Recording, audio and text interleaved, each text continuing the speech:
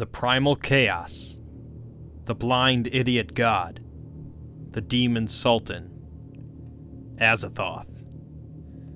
It's difficult to discuss any of the other powerful deities in the Lovecraft mythos without first discussing Azathoth. Azathoth is unquestionably the most powerful and most feared of the outer gods, and has a pivotal role in the entire mythos. Azathoth was first mentioned by H.P. Lovecraft in a note he wrote to himself that read, "Azathoth, hideous name," followed by a separate note that read, "A terrible pilgrimage to seek the knighted throne of the far demon sultan Azathoth."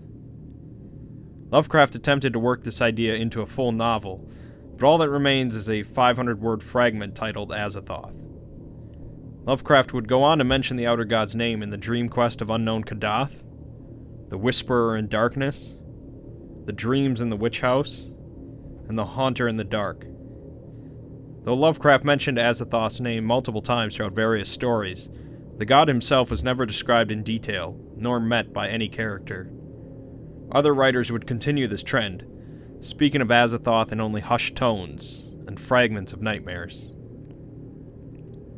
Azathoth is located at the center of all existence, though some wilder theories speculate he's actually located at the center of our planet. Azathoth is generally described as a shapeless, chaotic mass, surrounded by the servitors of the outer gods, whose purpose is to endlessly play the accursed flutes and maddening drums to keep Azathoth slumbering. Azathoth is the head of the outer gods, likely being their creator, and it is generally believed that Azathoth is responsible for creating the entire universe. There are a number of theories related to Azathoth and his existence. One theory says that Azathoth is merely a puppet himself for an even greater, infinitely more horrible creature. Another says that Azathoth wasn't always blind or an idiot, but was involved in a great cosmic war aeons and aeons ago, leaving him as the only surviving remnant. Another theory entirely, and one that I agree with, is that Azathoth's creations only exist in his dreams, and that is our current existence. Azathoth knows not what he dreams, but everything from the primordial bacteria on Earth up to Yog-Sothoth himself is a figment of Azathoth's imagination. When, not if, Azathoth awakens, we will wink out of existence, and Azathoth will be left alone yet again. Since I support this theory, this will have a lot to do with my thoughts on Nyarlathotep as well, but that's for a separate video. Azathoth's cultists on Earth are few, and absolutely a completely insane group of people. It's difficult then to ascertain what a cultist of Azathoth then believes, but it assuredly is a profoundly nihilistic worldview.